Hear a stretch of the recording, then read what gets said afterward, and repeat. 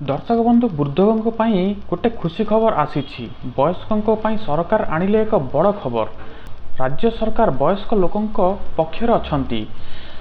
मासकु 1000 टंका पेंशन देउथिबा बेले एबे बहुत जल्दी घोषणा करने को जाउछंती सरकार।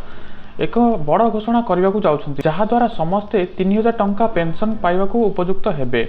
ओडिशा सरकार महत्वपूर्ण योजना मधुबाबू पेंशन योजना राज्य में वृद्ध विधवा और निराश्रिता समर्थकों जीवनधारा समान। वर्तमान पेंशन राशि 1000 रु 1200 टंका पर्यंत दि जाउछि, किंतु लोकों दीर्घदिन दाबी हेउछि एही राशि को वृद्धि करी न्यूनतम 3000 टंका करा जाउ।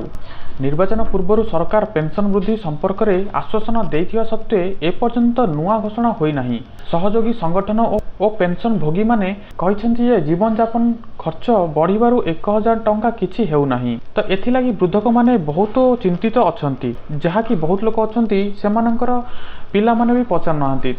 तो सही भत्ता टंकार से चलुंट एवं आशा भी करुँच सरकार ठारू जमीक 1000 रु 3000 टंका करा जाऊ। एबे जो माने 60 वर्ष ऊर्ध्व से 1000 लेखाए दि जाउछि एवं जो माने विधवा निराश्रिता और असमर्थ से 1200 टंका पर्यंत दि जाउछि एवं जो माने 80 वर्ष ऊर्ध्व से 3500 लेखाए टंका दि जाउछि।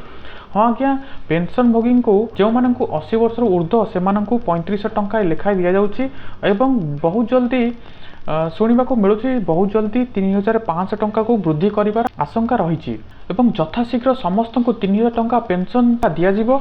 जहाँ शुणा मिलूँ जमीक आगामी वर्ष पंचायत इलेक्शन आसबार अच्छी। पंचायत इलेक्शन समय आपणकर भत्ता 1000 टंका रु 3000 टंका हबार बहुत चांस अच्छी एवं ए पर्यंत सरकार तरफ केबे टंका बढ़ा जिवो एवं केउ केउ लोकंकर बढ़ा जिवो ता नै कोनोसी अपडेट आसी नाही।